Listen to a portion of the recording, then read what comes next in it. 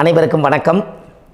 பாரம்பரிய திருவள்ளுவர் குலவம்சம் பிரசன்ன ஜோதிடர் சுப மாரிமுத்து திருப்பூரிலிருந்து இந்த பதிவு உங்களுக்காக.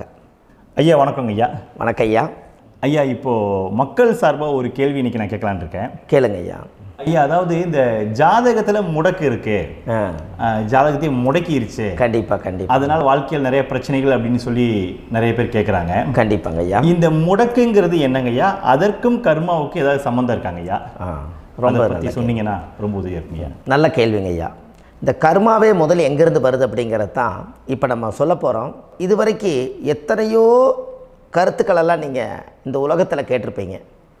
ஆனால் இந்த பதிவில் நீங்கள் பொறுமையோடு இந்த கருத்தை ஒரு இனிமையோடு நிதானமாக கேட்டிங்கன்னா உங்களுடைய ஊழ்வினை கர்மா எங்கிருந்து உருவாச்சு, இதனுடைய இந்த கர்மானால் நாம் என்ன கஷ்டப்படுறோம், நாம் இந்த பூமியில் பிறக்கிறதுக்கு என்ன வரம் வாங்கி வந்தோம், நம்ம பாவ புண்ணியமெல்லாம் ஜாதக கட்டத்தில் போய் எப்படி எடுக்கிறது, நம்மளுடைய தோஷம்னு சொல்கிறோமே அந்த தோஷம் எப்படி கிரியேட் ஆகுது, நம்ம இந்த பூமியில் பிறக்கும்போது கொண்டு வந்த கர்மாவா, இல்லை கடவுளே நம்மளுக்கு ஒரு தண்டனையாக கொடுத்த கர்மாவா, இல்லை நம்ம இந்த பூமிக்கு வந்ததுக்கு அப்புறம் செய்த கர்மாவா, இது எல்லாத்தையுமே நம்ம பொறுமையாக கேட்கணும்னா கண்டிப்பாக இந்த பதிவை நீங்கள் பொறுமையோடு கேளுங்க. உங்களுக்கு இதில் ஒரு பெரிய ஒரு ரகசியம் ஒன்று அடங்கியிருக்குது. அந்த ரகசியத்தை தான் இன்றைக்கி இந்த உலகத்துக்கு அரங்கேற்றம் பண்ணுறேன். இந்த முடக்கு நம்ம ஐயா கேட்டதில் ஒரு அற்புதமான ஒரு விஷயம் என்ன அப்படின்னு கேட்டிங்கன்னா, முடக்குங்கிறது அந்த காலத்தில் பெரிய திறமையை கட்டி போட்டு வச்சுட்டா நம்மனால் அது இயங்க முடியுமாங்க? முடியாது இல்லைங்களா ஐயா? முடியாது. அப்போது அதே மாதிரி ஜாதக கட்டத்தில் நமக்கு வேண்டிய யோகத்தை கடவுளே நம்மளுக்கு நாம் செய்த பாவத்தினால அது முடக்கி வச்சிருச்சுன்னா அந்த பாவகத்தை அந்த ஜாதகர் அனுபவிக்க முடியுமா? அனுபவிக்க முடியாது. அப்போது அந்த அனுபவிக்க முடியாமல் வெளி உலகத்தில் போய் நம்ம தேடி போன பிறவியில் செய்த பாவத்தை இந்த பிறவியில் நீங்கள் தேடி கண்டுபிடிச்சி வாழ்க்கையில் நீங்கள் எப்போ மேலுக்கு வர்றது? அப்போது அந்த கர்மா 12 ராசி கட்டத்துக்குள்ள 27 நட்சத்திரத்தில் 9 கிரகங்களுக்குள்ள ஒரு பெரிய ஒரு ஆத்துமாத்துமான கர்மா, உங்கள் பூர்வ ஜென்ம கர்மா இதுக்குள்ளே எங்கேயோ ஒரு இடத்துல முடங்கியிருக்குது. இந்த முடக்க மட்டும் உங்கள் ஜாதகத்தில் நீங்கள் கண்டுபிடிச்சிட்டிங்கன்னா ஹைலைட்டாக வாழ்கிறதுக்கு, இந்த உலகத்தில் சுதந்திரமான வாழ்க்கை வாழ்கிறதுக்கு ஒரு மிகப்பெரிய பொக்கிஷம் உங்கள் ஜாதகத்துக்குள்ளேயே இருக்குது. அப்போது அந்த ஜாதகத்துக்குள்ளே நாம் போன பிறவியில் நம்ம கர்மா நாம் என்ன செய்திருப்போன்னு உங்களுக்குள்ளே பெரிய குழப்பம் இருக்கும். என்னங்க ஐயா, நீங்கள் என்ன கர்மா பண்ணிட்டு வந்தீங்க, நாம் போன பிறவியில் நம்ம யாரை ஒரு வதச்சோம், யாரை நம்ம மனசை புண்படுத்தினோம், நம்ம தாத்தாவுக்கு சோறு போட்டோமா, நம்ம பாட்டனுக்கு சோறு போட்டோமா, நம்ம முப்பாட்டனுக்கு சோறு போட்டோமா, நம்ம கொள்ளுப்பாட்டனுக்கு சோறு போட்டோமா, அப்போ நம்ம அப்பாவுக்கு நம்மளை பெற்றவருக்கு நம்ம சாப்பாடு கொடுத்தோமா, இவங்களுக்கெல்லாம் நம்ம சேவை பணிமடைகள் செஞ்சோமா, நம்மளுடைய உறவுகளுக்கெல்லாம் அரவணைச்சு போனோமா, நம்மளுடைய இந்த மாதிரி நாம் இரத்த சம்பந்த உறவுகளை இருந்து தான் இந்த உலகத்துக்கு நம்ம வெளியில் வந்திருப்போம். அப்போது வெளியில் நீங்கள் நிற்கிறீங்க, அப்படியே மேலே போய் பார்த்தீங்கன்னா ஒரு 7 தலைமுறையில் ஒவ்வொருத்தரும் செய்த கர்மாவெல்லாம் நம்ம பிளட்டு ரிலேட்டிவாக இப்போ நீங்கள் கரண்ட்டில் இருக்கிறவங்க கிட்ட தான் டெபாசிட் பண்ணியிருக்கோம். அப்போ இது தெரியாமல் நாம் ஜாதகத்துக்குள்ளே போய் தசாபுத்தி நல்லா தனுங்க இருக்குது, நான் ரொம்ப கஷ்டப்படுறேன், என் ஜாதகத்தில் போய் பார்த்தேன் எல்லா கிரகங்களும் நல்ல வலிமையாக இருக்குன்னு தான் சொன்னாங்க, ஆனால் இன்னும் என்னுடைய கடன் அடையலை, இன்னும் என்னோடய கர்ம தீர்ந்த மாதிரியே தெரியல, எனக்குள்ளே ஒரு தாட்டு என்னமோ நான் ஒரு பின்தங்கின வாழ்க்கையிலே வாழ்ந்துட்டுருக்கேன் அப்படின்னு நீங்கள் சொல்லும்போது, அப்போ இதையெல்லாம் தாண்டி ஒரு கர்மா உங்களுடைய ராசி கட்டத்துக்குள்ளே எங்கேயோ ஒரு பக்கத்தில் ரகசியமாக புதைஞ்சிருக்கு. அப்போது அந்த ரகசியமாக புதைஞ்சிக்கக்கூடிய அந்த முடக்கு தான் இன்றைக்கி இந்த உலகத்துக்குள்ளே நீங்கள் தெரிஞ்சுக்கக்கூடிய விஷயம். அப்போ அந்த முடக்குங்கிறது ஒன்று உண்மை. இந்த உலகத்துக்கு நம்மளை எல்லாத்துலேயும் நல்லா யோசிச்சு பாருங்கள். 12 ராசி கட்டம் இருக்குதுங்களா ஐயா? ஆமாங்க ஐயா. ஆனால் கிரகம் எத்தனை இருக்குதுங்க? 9 தான் இருக்குங்க ஐயா. ஆமாம், 12 ராசிக்கு 12 கட்டத்துக்கு 12 கிரகம் கொடுத்துருக்கலாமல்ல கடவுள். அப்போ ஏன் 3 கட்டத்தை மட்டும் எம்டி பண்ணி மீதி 9 கிரகத்தை வச்சுக்கிறாருன்னா, அப்போ நாம் செய்த 3 தலைமுறை கர்மாவுக்கு அது எந்த கட்டம் பிளாக் ஆகுதோ அந்த கட்டத்துக்குள்ளே ஏதோ ஒரு ரகசியம் இருக்கிறனால தானே எங்கேயோ ஒரு பக்கத்தில் நீங்கள் கண்டிப்பாக கர்மாவில் மாட்டுவீங்கிறது கடவுளே படைச்சு தானே இதை உருவாக்கியிருக்காரு. 12 ராசிக்கு 12 கட்டம் கொடுத்துருந்தா எங்கே நீங்கள் சுற்றி வந்தாலும் ஏதோ ஒரு வீட்டுக்குள்ளே போய் உட்காந்துக்கலாம். ஆனால் ஒரு வீடு சுத்தமாக இருக்குது, ஒரு வீட்டில் 4 கிரகம் இருக்குது, ஒரு வீட்டில் 3 கிரகம் இருக்குது, ஒரு வீட்டில் 5 கிரகம் இருக்குது, ஒரு 3 வீடு 4 வீடு காலியாக இருக்குது. அப்போ எங்கேயோ ஒரு ராசி கட்டத்துக்குள்ளேயே கடவுளுடைய கர்மா விளையாட்டு, அது ரகசிய விளையாட்டு தான்.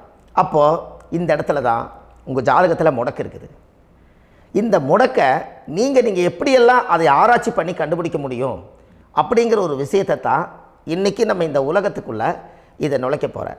இப்போ அப்பா செய்த பாவம்னு ஒன்று இருக்குமில்லங்க ஐயா, நம்ம அறியாத வயசில் தெரியாதில்ல, அப்பா செய்த பாவம்னு இருக்கும். அப்பாவுடைய சொத்து பிள்ளைக்குத்தானா, அப்பாவுடைய பாவம் பிள்ளைக்குத்தானே, என்னங்க ஐயா? சரி, அப்போ தாத்தா இருக்கிறாரு, தாத்தாவுடைய கர்மா உயிர் எங்கே எழுதி வைக்கிறாருங்க? அப்போது மகனை விட்டுறாரு.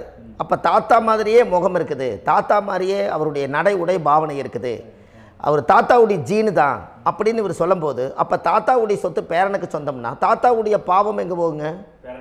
Very good. அப்போ அப்போது இந்த கர்மா எப்படி டிரான்ஸ்ஃபர் ஆகுதுன்னு உங்களுக்கு தெரியுதா? அப்போ நீங்கள் போன பிறவியில் அந்த தாத்தாவுடைய பேரனை நீங்கள் பிறக்கிறதுக்கு கர்மம் உங்களை செயல்பட வச்சுருக்குது. அதனால் நீங்கள் தாத்தாங்கிறீங்க. அதனால் அந்த கௌரவமாக எங்கள் தாத்தா சம்பாரித்த சொத்து நான் தான் அனுபவிக்கணுங்கிற விதியை நீங்கள் உருவாக்கிறீங்க. அப்போது இந்த ஜாதகத்தில் அந்த ஊழ்வினை தோஷந்தான் ஏதோ ஒரு வழியில் உங்களை கர்மாவை செயல்படுத்துது. அதனால தான் இந்த ஜாதகத்தில் எந்த ஒரு முடக்கை எடுக்கிறதா இருந்தாலும் சூரியன் என்ற நட்சத்திரம் எதுவோ அந்த நட்சத்திரத்துக்கு எந்த வீடு முடக்காகுதோ அங்கே தான் உங்களுடைய கர்மா ஒளிஞ்சிருக்கும். இதுதான் உங்களுடைய பெரிய ஒரு பொக்கிஷமான ரகசியம். சரிங்க ஐயா, இப்போ இதில் நவகிரகங்கள் 9 இருக்கும்போது ஏன் சூரியனை மட்டும் நம்ம இதில் எடுத்துக்கணும்னு நீங்கள் சொல்கிறீங்க? நல்ல கேள்விங்க ஐயா. நீங்கள் கேட்டீங்க பார்த்தீங்களா, 9 நவகிரகம் இருக்கும்போது சூரியனை மட்டும், அந்த சூரியன் என்ற நட்சத்திரம் பிறக்கும்போது அந்த வீடு மட்டும் முடக்காகுன்னு நீங்கள் கேட்டீங்க இல்லையா?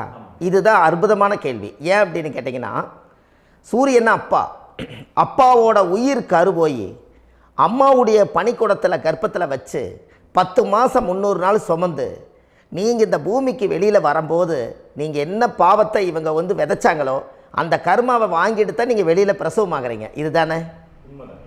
அப்போ சூரியன் என்ற நட்சத்திரம், அந்த சூரியனுங்கிறது உயிர் கருவல்லவா, அப்பாவுடைய உயிரணுக்கள் அம்மாவுடைய கருவிக்குள்ளே போய் நாம் குழந்தை வடிவத்தில் இருந்து 300 நாள் பாவ உண்ணீத்த பதிவில் ஏட்டு எழுதி ஒரு ஜாதகத்தை கையில் கொடுத்து பிறந்த உடனே உங்களுக்கு ஒரு ஏட்டை பெரட்டி நீ இப்படித்தான் விதி, இனிமேல் இப்படித்தான் நீ வாழணும்னு சொல்லி உங்கள் கர்மாவை நீங்கள் கர்மாவோடு தானே வெளியில் பிறக்கிறீங்க.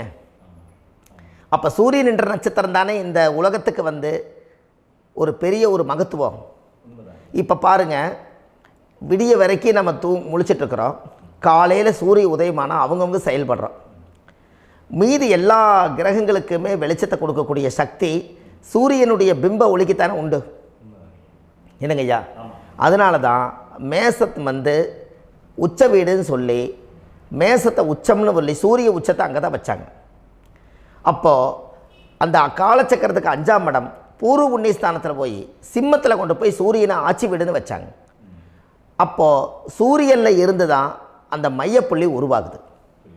அப்போ உங்களுடைய ஜாதகத்தில் அந்த சூரியனாகப்பட்டவர் பிறக்கும்போது நீங்கள் உங்கள் ஜாதகத்தை நீங்கள் எடுத்துக்கங்க ஐயா. நீங்கள் இன்றைக்கே போய் கதவை திறந்து உங்கள் பெட்டியை திறந்து பீர்வாவுக்குள்ளே உங்களுடைய ஜாதகம் இருக்குது, அந்த ஜாதகத்தை எடுத்து ஜோதிடர்கிட்டையே நீங்கள் சந்தேகம் கேட்குறக்கு முன்பு நீங்களே உங்களுடைய கர்ம பற்றி தெரிஞ்சுக்கிறதுக்கு இந்த பதிவில் உங்களுக்கு ஒரு ரகசியத்தை சொல்லித்தரேன். உங்கள் ஜாதகத்தில் இப்போ இது வரைக்கும் ராசி கட்டத்தை நீங்கள் பார்த்துருப்பீங்க, ஆனால் பாதசாரம்னு ஒன்று இருக்கும் இல்லைங்களா? ராசிக்கு பாதசாரம்னு ஒன்று இருக்கும்.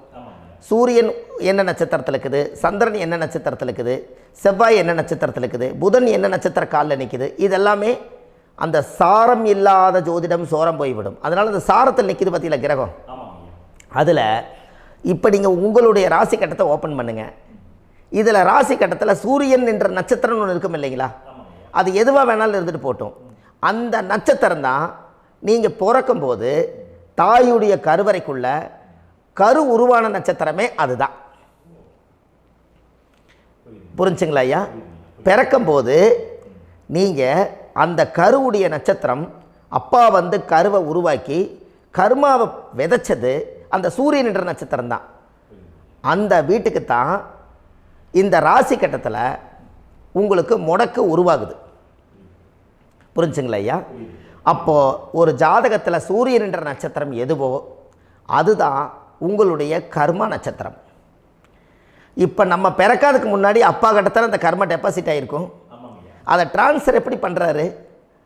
அவருக்கு ஒரு கல்யாணம் வச்சு அவர் குடும்ப வாழ்க்கையில் வாழ்ந்து நம்மளோட உயிர் கருவை கொண்டு போய் ஊராம் பொண்ணை கல்யாணம் பண்ணி பொண்டாட்டின்னு எடுத்துக்கொண்டு அந்த பொண்டாட்டிங்கிற உரிமையாகி இவருடைய உயிர் கரு உருவாகி வாரிசுகள் வெளியில் வருது.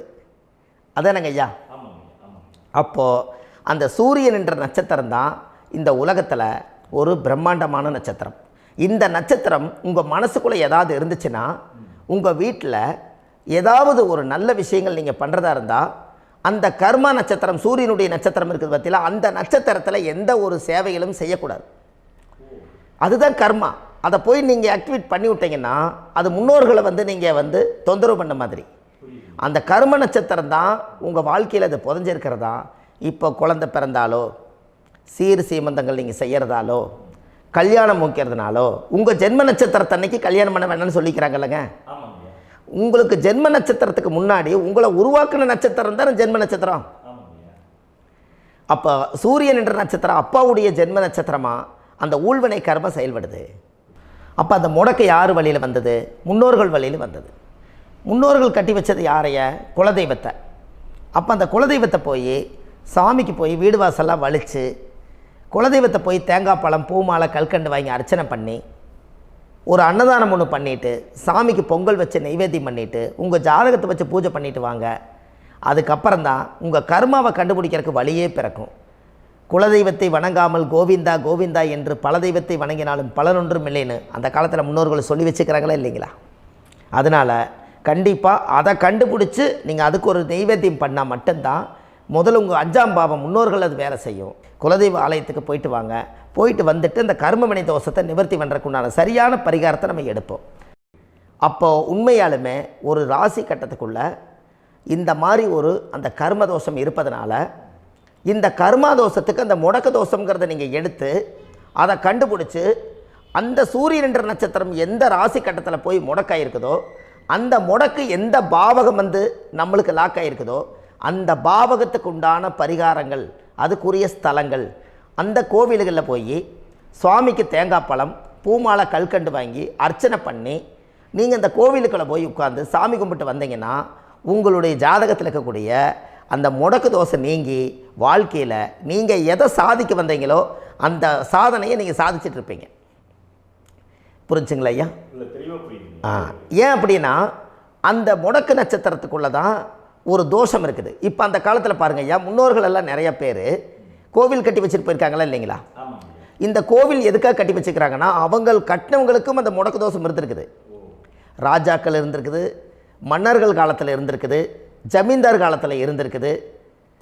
இப்போ அவங்களுடைய அமைப்புகள் எல்லாமே முன்னோர்கள் என்னமோ அறியாமல் தெரியாத தன்னடக்கம் இல்லாத ஒரு கர்மாவை இவங்க செஞ்சிட்டாலும் அதுக்குரிய பரிகார ஸ்தலங்களை கொண்டு போய் அந்த காலத்திலே ஜாதகம் பார்த்து நம்ம வந்து முன்னோர்களுடைய பாவத்தை நாம் செய்த பாவத்தையும் தீர்த்துட்டு நமக்கு கீழே அடுத்த சந்ததிகள் அடுத்த தலைமுறைகள் வந்தாலும் இந்த கோவில்களுக்கு வந்து விளக்கு போட்டு சாமி கும்பிட்டு இந்த மண்ணை மிதிச்சிட்டு போனால் அன்னையோடு அந்த கர்மா தீருங்கிறது அந்த காலத்திலேயே முடக்க தோஷ பரிகாரத்தை கோவில் வழியில் அந்த காலத்தை திசை திருப்பி வச்சுருக்காங்க.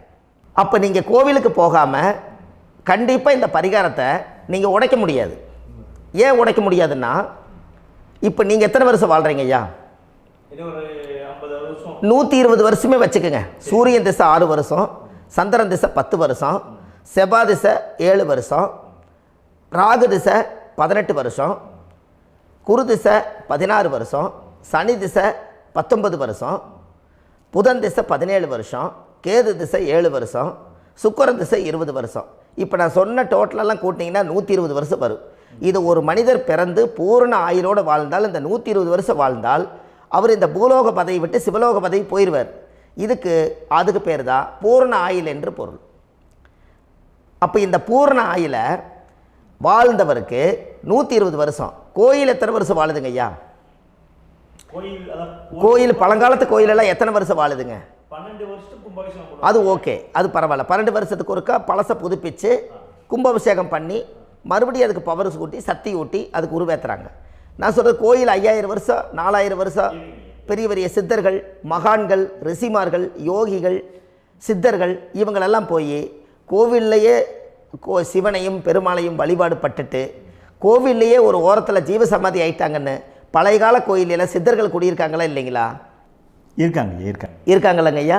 அப்போது நாம் 120 வருஷம் வாழ்கிறோம், கோவில் 5000 வருஷம் வாழுது. எங்கே சக்தி அதிகமாக இருக்குன்னு சொல்லுங்க? கோவிலில் தாங்க ஐயா. கோயில் தான், அதில் ஒன்றும் மாற்றம் இல்லைங்களே.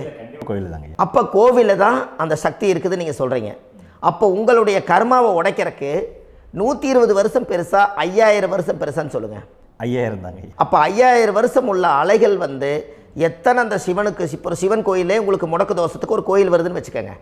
அந்த கோவிலில் எத்தனை முடக்குகளுக்கு உண்டான கோவில்கள், எத்தனை பழங்களை ஊற்றி சாமிக்கு அபிஷேகம் பண்ணியிருப்பாங்க, எத்தனை பால் கூட ஊற்றிருப்பாங்க, பன்னீர், தேன், இளநீ, மஞ்சள் நீர், திருமஞ்சனம், அபிஷேகம், பொங்கல், நைவேத்தியம் இத்தனையும் செஞ்சு அந்த சிவனை சிவனாக பார்த்து அந்த கருவறைக்குள்ள ஒரு கிராணங்கள் வரும்போதும் கூட பாதுகாப்பு பண்ணி வச்சு நல்ல சக்தியோடு அந்த கருவறையை புத்தியோடு அவங்க வேலை செஞ்சு அந்த காலத்தில் வச்சுருக்காங்களா இல்லைங்களா? அப்போது நம்ம வீட்டை அவ்வளோ சுத்தமாக வச்சுருக்க முடியுமா? என்னதான் வாஸ்து இருந்தாலும் முடியாது இல்லைங்களா? அப்போது அவ்வளவு ஒரு பவர்ஃபுல்லான கோவில் அந்த முடக்கு தோஷத்துக்குள்ளே ரகசியமாக அந்த கோயில் அடங்கியிருக்குது. உங்கள் ஜாதகத்துக்குள்ளே உண்மையாலுமே ஊழ்வினை கோயில், கர்மவினை கோயில் அதுக்குள்ளே இருக்குது. அந்த ஜாதகத்தை கணிச்சு பார்த்தா கரெக்டாக உங்களுடைய ஜாதகத்தில் அப்பாவுடைய கருவறையிலேருந்து உயிர் உருவாகிற நேரத்தில் இருந்து இப்போ வரைக்கும் நீங்கள் கரண்ட்டில் வாழ வரைக்கும் அந்த கர்ம கூட வர்றதை ஒரே ஒரு இடத்துல போனால் மட்டும்தான் விட்டுட்டு வர முடியும். அது எந்த வீடு அப்படின்னு கேட்டால் உங்களுக்கு அப்பாவுடைய கர்மா வழியில் போய் அந்த கோவில் பழையகால கோயில், பழையகால தெய்வங்கள், அந்த கோவில் தான் உங்கள் ஜாதகத்துக்குள்ள ரகசியமாக இருக்கும். அது ஏன் இந்த பதிவில் உங்களால் சொல்ல முடியாது அப்படின்னா, இந்த பதிவில் ஏன் உங்க சொல்ல முடியாதுன்னா உங்கள் ஜாதகம் தெரியாமல் என்ன கோயிலை நீங்கள் சொல்லுவீங்க? இப்போ பொதுவாக ஒரு நட்சத்திரத்துக்கு ஏதோ ஒரு கோவிலை அவங்க சொல்லி நீங்கள் போயிட்டு வர்றீங்கன்னு வச்சுக்கோங்க. ஆனால் அது வேலை செய்யலைன்னா நம்மளுக்கு என்னங்க இவ்வளோ கஷ்டப்பட்டு போய் அதை பலனடையிலேன்னு கேள்வி கேட்டக்கூடாது. உங்கள் ஜாதகத்தை நீங்கள் கொண்டாங்க, உங்கள் டேட் ஆஃப் பர்த் டயத்தை போட்டு ஜாதகத்தை கணிச்சு நீங்கள் சூரியன் என்ற நட்சத்திரத்துக்கு உங்களுடைய கர்மவினை கோவில் யார், உங்களுடைய முடக்கு யார், ஊழ்வனை தோஷத்துக்கு உண்டானவர் யார், தாய் வழி கர்மா யார், தந்தை வழி கர்மா எது, நீங்கள் பிறக்கும்போது வந்த கர்மா என்ன, இது எல்லாம் கணிக்காமல் பொதுவாக ஒரு கோயிலில் போய் நீங்கள் பாட்டுக்கு சாமி கும்பிட்டு வந்தால் பலன் எப்படி கிடைக்கும்? கண்டிப்பாக கிடைக்காதுங்க ஐயா. என்னங்க ஐயா? அது தெரிஞ்சு பண்ணாதான் சரியா? ஒரு டாக்டர்கிட்ட போகிறீங்க, என்னை அப்படியே ஸ்கேன் பண்ணி ஒரே ஒரு மாத்திரை கொடுங்கன்னு கேட்டால் டாக்டர் கொடுப்பாருங்களா? அவர் என்ன பிரச்சனை இருக்குதோ அதை முதல்ல கண்டுபிடிச்சி ஸ்கேன் பண்ணி பார்த்து ரிப்போர்ட் எடுத்து அது மூலியமாக தான் கொஞ்சம் எடுத்து ஐயா உங்களுக்கு இந்த பிரச்சனை, இதுக்கு தீர்வுக்கு இதுக்குண்டான மெடிசன், இது இப்படித்தான் சாப்பிடணும்னு அது முறையாக சொல்லி அந்த உயிர் வாழ வைக்கிறாரு டாக்டர். அவர் ஒரு தெய்வ வடிவத்தில். கரெக்டுங்களா ஐயா? அப்போ உங்களோட கர்மா எங்கே செயல்படுது அப்படின்னா, இந்த முடக்க நீங்கள் இந்த பதிவில் தெரிஞ்சுக்கங்க. அதுக்குரிய நட்சத்திரம் என்னன்னு தெரிஞ்சு வச்சுங்க. உங்கள் ஜாதகத்தில் சூரியன் என்ற நட்சத்திரத்தை எடுத்துக்கங்க. அந்த வீட்டுக்கு முடக்க இந்த பதிவில் எந்த வீடு லாக் ஆகிருக்குதுங்கிறத நான் உங்களுக்கு இந்த வீட்டில் சொல்கிறேன். அந்த வீட்டு நீங்கள் பாருங்கள், உங்களுடைய லக்கணத்துக்கு அது எந்த வீடு. இப்போ லக்கணத்துக்கு ஒரு 7வது வீடுன்னே வச்சுக்கோங்க. அப்போ லக்கணத்துக்கு 7வது வீடே முடக்கு. அப்படி ஒரு முடக்கு ஆகிப்போச்சுன்னா ஒரு ஜாதகத்தில் லக்கணம் தான் 1, 7ஆம் இடம்ங்கிறது மனைவி ஸ்தானம். ஒரு ஆணுடைய ஜாதகத்துக்கு 7ஆம் இடம் தான் மனைவி. அவருக்கு நல்ல மனைவி அமையாமல் ஆடம்பரம் இருந்தும் வீடு அரண்மனை மாதிரி இருந்தும் அந்த மனைவியை ஒரு சந்தோஷமாக அவர் அனுபவிக்க முடியாது. புரிஞ்சுங்களா ஐயா? சந்தோஷமாக அனுபவிக்க முடியாது. ஏன் அப்படி? 7ஆம் இடத்துல தான் அவரோட கர்மா உட்கார்ந்துருக்குது. கரெக்டாக சொன்னீங்க. 7ஆம் இடத்துல தான் அந்த கர்மா உட்கார்ந்துருக்குது. அப்போ அந்த 7ஆம் இடத்துல இருக்கக்கூடிய அந்த கர்மா போன பிறவியில் நீ மனைவிக்கு சோறு போடாமல் மனைவியை கட்டி வச்சு அடிக்கிறதும், மனைவியை துன்புறுத்துறதும், அந்த மனைவி இருக்கவே இன்னொரு வாழ்க்கைக்குள்ளே போகிறதும், இங்கே வாழ வேண்டிய தாம்பத்திய சந்தோஷத்தை கொண்டு போய் இன்னொரு இடத்துல கொடுக்கறதும், தெரிஞ்சிருந்தே நம்மளுடைய மனசுக்குள்ளே திருடுத்தனமாக வாழ்கிறதும், இது எல்லா கர்மாவும் போன பிறவியில் நாம் செய்த ஊழ்வினை கர்மா தான் உங்கள் ஜாதகத்தில் 7ஆம் இடம் முடக்கு. அப்போ அந்த 7ஆம் இடம் முடக்கா இருந்துச்சுன்னா கண்டிப்பாக உங்கள் ஜாதகத்தில் நீங்கள் என்ன அனுபவிச்சிட முடியும்? நல்ல நண்பர்கள் கிடைக்க மாட்டாங்க, நல்ல ஒரு பார்ட்னர்ஷிப் அமையாது, நல்ல ஒரு நட்பு வட்டங்களில் எதையும் அனுபவிக்க விடாது, ஒரு அங்கீகாரமான உறவுகளில் போய் நம்ம ஸ்ட்ராங்காக நிற்க முடியாது. 7ஆம் இடம் என்பது தாம்பத்திய வாழ்க்கை, பூர்த்தி இல்லாத வாழ்க்கையாக இருக்கும். இப்படியெல்லாம் அந்த ஜாதகத்தில் ஒரு பொதுவாக ஒரு ஜாதகத்தில் 7ஆம் பாவம் முடக்காயிட்டால் இந்த கர்மாவை அவர் அனுபவிச்சுக்கிட்டே இருப்பார். இது எப்போத்தான் அதுக்கு ஒரு தீர்வு வேணுங்கய்யா? அந்த கோயில் எதுன்னு நீங்கள் கரெக்டாக சொன்னீங்க. இப்போ இது மனிதனால் செயல்படுது. மனிதர்கள் தான் கோயிலை கட்டி வச்சாங்க. தெய்வத்தை விட ஒரு காலத்தில் மனிதர்களுக்கு மகிமை ஜாஸ்தி. ஏன்னா சாதாரண ஒரு மண் பூமியாக இருந்த இடத்த மனிதர்கள் தான் கோயில் கட்டி ஒரு மகிமைப்படுத்தி புண்ணியம் பண்ணி வச்சாங்க. மனிதர்களுக்கு சக்தி அதிகம்தான், ஆனால் பிரபஞ்சத்துக்கு அதை விட சக்தி அதிகம் அல்லவா? ஐயா, நீங்கள் கோவிலுக்கு போய் அந்த கர்மா உடைக்கிறதுக்கு கோவிலில் சக்தி இருக்குது, ரைட்டு. ஆனால் நம்ம வீட்டுக்கும் கோயிலுக்கும் ஒரு மிகப்பெரிய தொடர்பு என்னென்னா, அந்த கோயில் கட்டுறவங்க எல்லாமே பழைய காலத்து கோயிலெல்லாம் பாருங்கள், பஞ்சபூதத்தை வச்சு கட்டியிருப்பாங்க. பஞ்சபூதத்தை வச்சு தான் கட்டுவாங்க கோயில். அது உங்களுக்கு தெரியணும் இல்லைங்களா? பஞ்சபூதம்னா நீர், நெருப்பு, காற்று, பூமி, ஆகாயம். இந்த பஞ்சபூதத்தினுடைய சக்திகள் எல்லாம் ஒரே நேர்கோட்டுக்கு என்னைக்கு வருதோ அன்னைக்கு தான் அந்த கோவிலுடைய பாலக்கால் போட்டு 1000-2000 வருஷம் நிலச்சி நிற்கிறது. காரணம், இந்த பிரபஞ்சத்தில் பஞ்சபூதம் எப்படி நிலச்சி நிற்குதோ அதுபோல் 5000 வருஷம் நிற்கிறதுக்கு அந்த பஞ்சபூத சக்தி வச்சு தான் சாமி சிலையை பிரதிஷ்டை பண்ணி வச்சுருப்பாங்க. அதனால தான் இந்த கோயில்கள் எல்லாம் 5000 வருஷமாயும் எத்தனையோ கிராணங்களை எல்லாம் தப்பிச்சிருக்கிறதுக்கு காரணம். அப்பேற்பட்ட புண்ணிய ஸ்தலம் உங்களுக்கு எதுன்னு தெரியணும் அல்லவா? என்னங்க ஐயா? அப்பேற்பட்ட புண்ணிய ஸ்தலம் உங்களுக்கு எதுன்னு தெரிஞ்சால் தானே நீங்கள் போய் செய்ய முடியும், இல்லாட்டி கண்டிப்பாக தெரியாது. அப்போ இந்த முடக்கு தோஷத்தை கடவுள்கிட்ட கொண்டு போய் ஒப்படைக்கணும். நாம் பிறக்கும் போது கொண்டு வந்த கர்மாவை நாம் இருக்கும் காலத்தில் கொண்டு போய் இந்த கர்மாவை சுத்தப்படுத்தி, நீங்கள் பாவ ஆத்மாவை இந்த பூமியில் பிறந்து பூலோகத்தில் எல்லா புண்ணியத்தையும் செஞ்சுட்டு இந்த பூலோகத்தை விட்டு நீங்கள் போகும்போது புனித ஆத்மாவாக போகணுன்னா உங்கள் கர்மாவை கொண்டுட்டு போகாதீங்க, கர்மாவை நிவர்த்தி செய்யுங்க. என்னங்க ஐயா? அப்போ கர்மாவை சுத்தப்படுத்துங்க. கர்மாவை சுத்தப்படுத்திட்டு உங்களுக்கு பிறக்கிற குழந்தைகளுக்கு அந்த கர்மாவை டிரான்ஸ்ஃபர் பண்ணாமல் உங்களோட நில் பண்ணுங்க. ஒரு உதாரணம் சொல்லட்டுங்களா ஐயா? ஒரு காந்தம் ஒன்று இருக்குது இல்லைங்களா? ஒரு காந்தம்ங்கிறது ஒரு தாத்தாவாக வச்சுக்கோங்க. ஒரு இரும்பை கொண்டு போய் வச்சா ஒட்டு மோட்டாதா? அப்போ ஒட்டுனோடனே காந்தம்ங்கிறது தாத்தா, அவருக்கு பிறந்த வாரிசுக்கு அந்த கர்ம டிரான்ஸ்ஃபர் ஆயிருமா? சரி, இன்னொரு இரும்பை கொண்டு போய் வைங்க, ஒட்டு மோட்டாதா? அப்போ அது பேரனுக்கு வைங்க, பேரனுக்கு வந்துருச்சு அந்த கர்மா. இன்னொரு இரும்பை கொண்டு போய் வைங்க, அந்த காந்தத்துக்கு நேர் இன்னொன்று வைங்க, ஒட்டு மோட்டாதா? அப்போ அதை கொண்டு போய் நம்ம கொள்ளு பேரனுக்கு வைங்க. இப்படியே டிரான்ஸ்ஃபர் ஆகி தலைமுறையாக இந்த கர்மா தொடர்ந்துக்கிட்டே இருக்குது. இந்த இடத்துல கொண்டு போய் காந்தத்துக்கு இரும்பு ஒட்டிகிட்டே இருக்குதுல்ல, இந்த இடத்துல ஒரு மரக்கட்டை செஞ்சு கொண்டு போய் கரெக்டாக வச்சுக்கினே போட்டுமா? அந்த மரக்கட்டையை கொண்டு போய் வைக்கிறவர் யார்? மரக்கட்டை வச்சுட்டு அடுத்த வாரிசு புனிதமாக பிறந்துட்டு அந்த மேலே இருக்கிற கர்மாலாம் இந்த அடுத்த இதுக்கு வராதில்ல. இதுதாங்க ஐயா கர்மா. தொடர்ந்து வரக்கூடிய கர்மாவை அதை நில் பண்ணணுங்கிறதுக்கு பேர் தான் இந்த உதாரணத்தை சொன்னவங்களுக்கு. அப்போ நாம் இந்த பூலோகத்தில் நம்ம ஒரு தாயுடைய கருவறையில் இருந்து தொப்புள் கொடி அறுக்கும் நேரம் நாம் என்ன கர்மாவை வாங்கி வந்திருந்தாலும் அதையெல்லாம் ஆராய்ச்சி செய்து ஜாதகத்தில் முழுமையாக கண்டுபிடிச்சி ஒரு காலம் இல்லைனாலும் ஒரு காலம் நம்ம நல்லா இருக்கிறதுக்காக, நம்ம வாரிசுகள் எல்லாம் நலமடைஞ்சு வளமடைஞ்சு வர்றதுக்காக இந்த கர்மா தோஷத்தை கரெக்டாக கண்டுபிடிச்சி சரியான கோவிலுக்கு போய் நீங்கள் கர்மாவை நிவர்த்தி பண்ணி அங்கே பூஜை புனஸ்தானங்கள், சகசரநாம பூஜைகள், ஓமங்கள், வழிபாடுகள் இதெல்லாம் நீங்கள் செஞ்சு உங்களுடைய பாவத்தை எல்லாம் கழித்து உங்கள் ஜாதகத்தவே யோகமாக மாற்ற முடியும். கண்டிப்பாக மாற்ற முடியும். ஏன்னா நம்ம யாரை நம்பி செய்கிறோம்? சரியான கடவுள்கிட்ட வழிகாமிக்க போகிறோம். அப்போ கடவுள் பொய்யாயிருவாரா? ஐயா நம்ம அதாவது அந்த காலத்தை சொல்லுவாங்க, சத்தியுள்ள சாமி கும்பிட்டு புத்தி உள்ள உள்ளே பெக்கணும்னு சொன்னாங்க. 16 வதபதன்னு பெக்கலை, எல்லாம் அறிவோடு பெற்றாங்க. அதனால் எல்லாமே தாய் தந்தைகள் பேச்சை கேட்டாங்க.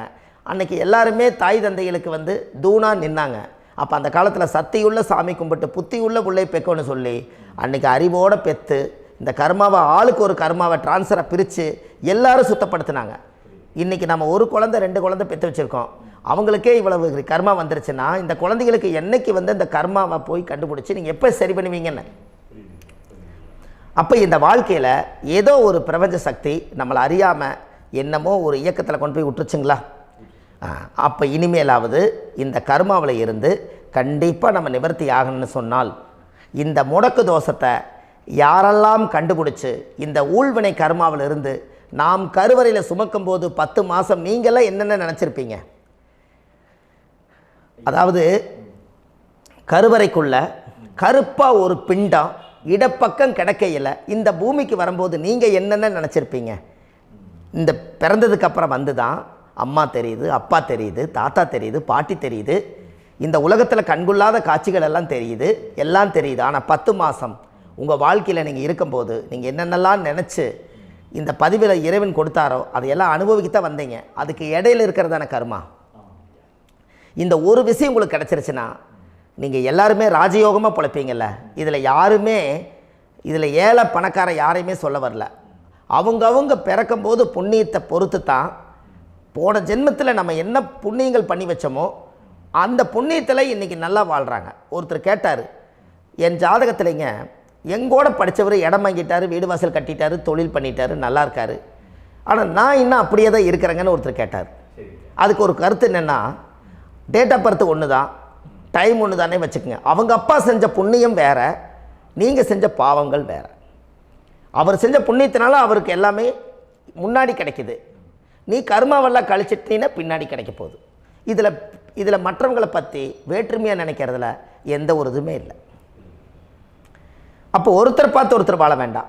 உங்களுடைய சுய அறிவை வச்சு இந்த பூலோகத்தில் இந்த பூமியில் நீங்கள் 4 தெரிஞ்சு நல்ல விதமாக கற்றுக்கிட்டு இந்த உலகத்தில் சிறப்பாக வாழ கற்றுக்குங்க. அதுக்கு அந்த ஊழ்வினை தோஷத்தை கண்டுபிடிங்க. உங்களுக்குன்னு ஒரு முடக்கு இருக்குதுங்கிறத இன்றைக்கி நீங்கள் எழுதி வைங்க. அதை எப்படியாவது கண்டுபிடிங்க, அதை தேடுங்க.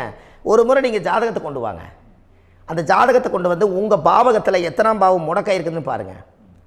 அந்த பாவகம் முடக்காயிருச்சுன்னா உங்கள் வாழ்க்கையில் அதிலிருந்து உங்களால் வெளியில் வரவே முடியாது. கண்டிப்பாக வர முடியாது. அதை நீங்கள் கண்டுபிடிச்சா மட்டும்தான் நீங்கள் மேலே வர முடியும். ஏன்னா நிறைய பரிகாரங்கள், பூஜைகள், யாகங்கள், ஓமங்கள் எல்லாம் செய்து வச்சும் கூட அந்த கர்மவினைக்கு உண்டான கோவிலுக்கு போய் அந்த 5000 வருஷ பழமை வாய்ந்த தெய்வத்துக்கிட்ட போய் நீங்கள் முறையிட்டு விளக்கு போட்டு உங்கள் கர்மத்தை எல்லாம் நான் நீ தான் தீர்த்து கொடுக்கணும்னு சொல்லி நம்பிக்கையோடு நீங்கள் போய் அந்த சரணாகதி அடையிறீங்க பாருங்கள், அங்கே தான் உங்கள் கர்மாவை எடுத்து விடுறாரு. அப்போ இந்த ரகசியம் உங்களுக்கு வேணுமல்லவா? அப்போ உங்கள் ஜாதகத்தில் எங்கே முடங்கி அதுக்குரிய கோவில்கள் எல்லாம் என்ன, அதுக்கு தான பரிகாரம் என்ன, அதுக்கு நீர் பரிகாரம் என்ன, யாத்திரை பரிகாரங்கள் என்ன, நீங்கள் வீட்டில் இருந்தே செயல்படுத்தக்கூடிய பரிகாரங்கள் என்ன, பரிகாரம் கோவிலுக்கு போய்த்தான் நடக்குமா, இல்லை நாம் வீட்டில் வச்சு வணங்குறதுனால நடக்குமா, நாம் செய்யக்கூடிய தர்ம பரிகாரங்கள் என்ன, தான பரிகாரங்கள் என்ன, இப்படி பல விதமாக இருக்கிறனால உங்கள் ஜாதகத்துக்கு எந்த மாதிரி பரிகாரம் கனெக்ட் ஆகுதுங்கிறது தெரியணும். இது தெரியாமல் கண்டிப்பாக உங்களால் செயல்படுத்துறது ரொம்ப கஷ்டம். இதனால் இதை நீங்கள் தெரிஞ்சுக்கணும்னா இப்போ நம்ம பாருங்கள், நீங்கள் அந்த தெரிஞ்சுக்கிட்டாலே உங்கள் வாழ்க்கையில் ஒரு டைம் தான் நீங்கள் தெரிஞ்சுக்க போகிறீங்க. உங்களுடைய கர்மா என்ன, நீங்கள் எங்கே செயல்பட்டு போயிட்டுருக்கிறீங்க, உங்கள் போகிற பாதை சரியா இல்லை அந்த பாதையில் முள்ளு கல் இருக்குதா, இது எல்லாம் உங்களுக்கு தெரியலனா இந்த முடக்கை கண்டுபிடிக்கக்கூடிய சக்தி வாய்ந்த இந்த கர்மாவை நிவர்த்தி பண்ணுறதுக்கு வழிகள் இருக்குது. அதனால் நீங்கள் கண்டிப்பாக இந்த முடக்கை தெரிஞ்சுக்கணும். இந்த முடக்கு ராசினா என்ன உண்மையாலுமே உங்கள் வாழ்க்கையில் நீங்கள் தெரிஞ்சு இனிமேல் உங்கள் வாழ்க்கையில் இதுவரையிலும் கர்மாவுக்குள்ளேயே கஷ்டப்பட்டீங்க, வழி தெரியாமல் கண்ணை கட்டி காட்டில் விட்ட மாதிரி இருந்தீங்க. இனி அப்படி இருக்க வேண்டாம். உங்கள் ஜாதகத்தில் 12 ராசி கட்டத்தில் 9 கிரகம் போகும், மீனி 3 கிரகம், 3 கட்டம் உங்களுக்கு எங்கேயோ ஒரு பக்கத்தில் 3 கட்டம் எம்டியாக தான் இருக்கும். கரெக்டுங்களா? அது இல்லாமல் ஒரு ஜாதகம் பிறக்காது. ஏன்னா 9 கிரகத்துக்கு 9 கணக்கு போட்டால் 3 கட்டம் எம்டியாக தான் நிற்குது. அந்த கட்டத்துக்குள்ளே எந்த நட்சத்திரத்தில், எந்த சாரத்தில், எத்தனாவது டிகிரியில், எத்தனாவது பாதசாரத்தில், எத்தனை வெகுளையில், எத்தனை செகண்டுக்குள்ளே இந்த கர்மா உள்ளே புகுந்து உங்களை செயல்படுத்துதுங்கிறத கண்டிப்பாக உங்கள் ஜாதகத்தை கொடுங்க. பார்த்து இந்த விஷயத்தை சொல்கிறேன், நீங்கள் அந்த இடத்துக்கு போய் நிவர்த்தி பண்ணிவிட்டு உங்கள் வாழ்க்கையில் கொஞ்சம் காலம் வாழ போகிறீங்க. பாருங்கள், பிறந்ததுலேருந்து 20 வருஷத்துக்குள்ளே இளமையாக வாழ்கிறீங்க, குழந்தையாக வாழ்கிறீங்க. 20லேருந்து 40 வயசுக்குள்ளே தான் உங்களுக்கு ஒரு பொண்ணை பார்த்து கல்யாணம் பண்ணி ஒரு கரு உருவாக்குறீங்க. அதுக்கப்புறம் 40லேருந்து 60க்குள்ளே குழந்தை பெற்று கடமை முடிச்சிடுறீங்க. 60 வயசுக்கு மேலே ரிட்டையர்ட் ஆகிடுறீங்க. இந்த 20க்கும் 60க்கும் இல்லாத 20லேருந்து இந்த 40 வயசுக்குள்ளே உங்களோட தேடல் என்னவோ அது வாழ வேண்டிய சுகபோகமான வாழ்க்கை எல்லாமே அந்த 40க்குள்ளே தான் இருக்குது. இந்த 40க்குள்ளே இருக்கக்கூடிய வாழ்க்கையை இந்த கர்மா தெரியாமல் காலத்தை வீணாக்க வேண்டாம். வாழ வேண்டிய வயசில் நீங்கள் வாழணும். அதுக்குரிய கர்மாவை நீங்கள் சுத்தப்படுத்துங்க. எப்படியெல்லாம் நீங்கள் சந்தோஷமாக வாழ்கிறீங்கன்னு எனக்கு ஒரு தகவல் கொடுங்க. வேறு லெவலில் நீங்கள் இருப்பீங்க. கண்டிப்பாக இந்த பதிவில் உங்களுக்கு நான் இந்த விஷயத்தை கொடுக்க போகிறேன். இந்த முடக்கு நட்சத்திரங்கள் என்ன அப்படிங்கிறத இந்த பதிவில் நீங்கள் ஒரு நோட் ஒன்று எடுத்துக்கோங்க, குறித்து வச்சுக்கோங்க. இதில் இருந்து அவங்கவுங்களுக்கு முடக்கு நட்சத்திரம் என்னங்கிறத இந்த பதிவில் நான் உங்களுக்கு கொடுக்குறேன். இந்த வீடு தான் அது முடக்குங்கிறத சொல்கிறேன்.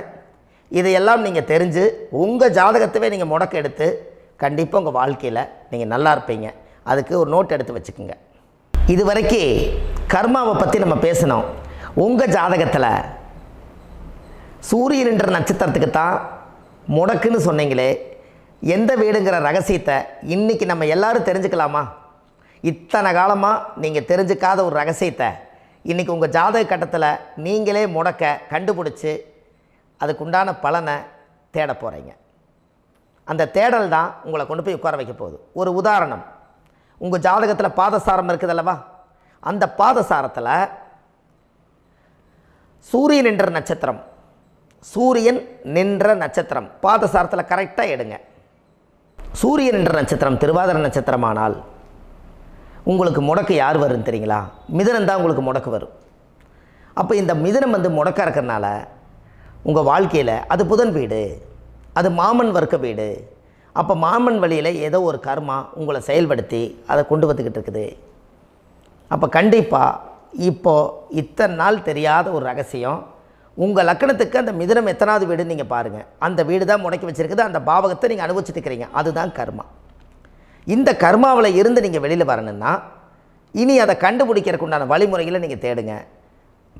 வாழ்க்கையில் நீங்கள் முன்னுக்கு வந்துடுவீங்க. திருவாதிரை நட்சத்திரத்தை பற்றி இது வரைக்கும் நீங்கள் பார்த்தீங்க. திருவாதிரைக்கு அடுத்தது புனர்பூச நட்சத்திரத்தை பற்றி அடுத்த பதிவில் நம்ம பார்ப்போம். நம்ம ஆன்லைன்லேயே ஜாதகம் பார்க்குறோம். உங்கள் date of birth, time, place கொடுத்தீங்கன்னா போதும். உங்களுக்கு ஜாதகத்தை கணிச்சு ஃபோன்லேயே உங்களுக்கு கர்ம ராசி கண்டுபிடிச்சி உங்களுக்கு உண்டான கர்ம பரிகாரத்தை சொல்லி உங்கள் வாழ்க்கையில் ஒரு வெளிச்சத்தை கொண்டு வர்றதுக்கு என்றைக்கும் உங்களுக்கு உறுதுணையாக இருப்பேன். நீங்கள் கண்டிப்பாக இந்த பதிவுகள் எல்லாம் இது உங்களுக்காகத்தான். இது அதிகாலை நேரத்தில் பிரம்ம முகூர்த்தத்தில் இந்த பதிவை உங்களுக்கு முழுமையாக சமர்ப்பணம் பண்ணுறேன்.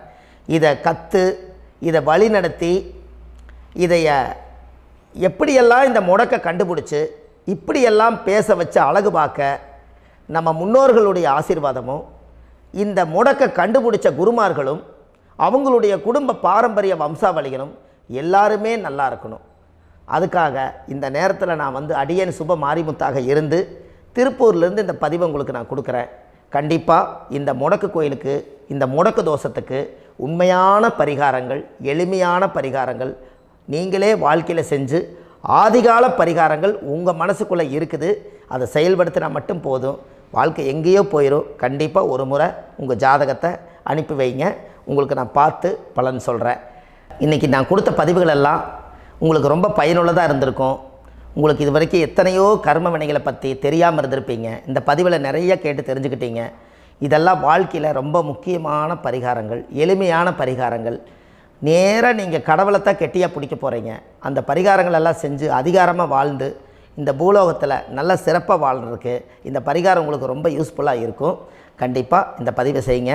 நம்ம பாரம்பரிய திருவள்ளுவர் குல வம்சம், பிரசன்ன ஜோதிடர் சுப மாரிமுத்து, திருப்பூரில் இருக்கேன். 30 ஆண்டு காலமாக நம்ம ஜோதிடம் பார்த்து கொண்டு இருக்கிறோம்.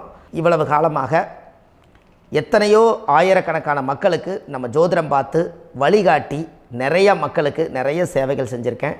நிறைய கோயில் கட்டி வச்சுருக்கேன், கும்பாபிஷேகங்கள் பண்ணி வச்சுருக்கேன், அன்னதானங்கள் நிறையா பண்ணி வச்சுருக்கேன், புண்ணிய யாத்திரைகள் நிறைய போய் வந்திருக்கேன். மக்களுக்காகவே நான் உங்களுக்கு உழைக்க தயாராக இருக்கேன். இந்த ஜோதிடம் என்னுடைய ஒரு பாரம்பரியமாக என்னுடைய அப்பா, தாத்தா, முன்னோர்கள் இதெல்லாம் எங்களுடைய குலத்தொழில் இது. அதனால் நாங்கள் பாரம்பரியமாக திருவள்ளுவர் குல வம்சம். வள்ளுவர் வாக்குன்னு யூடியூப் சேனலில் போனீங்கன்னா 1000 பரிகாரங்கள் கொடுத்துருக்கேன். அதுவும் உங்களுக்கு ரொம்ப யூஸ்ஃபுல்லாக இருக்கும். வள்ளுவர் வாக்கு அப்படின்னு போடுங்க. அப்படி இல்லைன்னா சுப மாரிமுத்துன்னு போடுங்க. இதில் பரிகாரங்கள் நிறையா கொடுத்துருப்பேன். கண்டிப்பாக இதெல்லாம் நீங்கள் சந்தித்து நீங்கள் ஒரு சப்ஸ்கிரைப் பண்ணி வச்சுக்கோங்க. நான் போடக்கூடிய பதிவுகள் எல்லாமே உங்களுக்கு நோட்டிஃபிகேஷனை வந்துடும். அதனால் நீங்கள் ஒரு சப்ஸ்கிரைப் பண்ணி வச்சுக்கோங்க.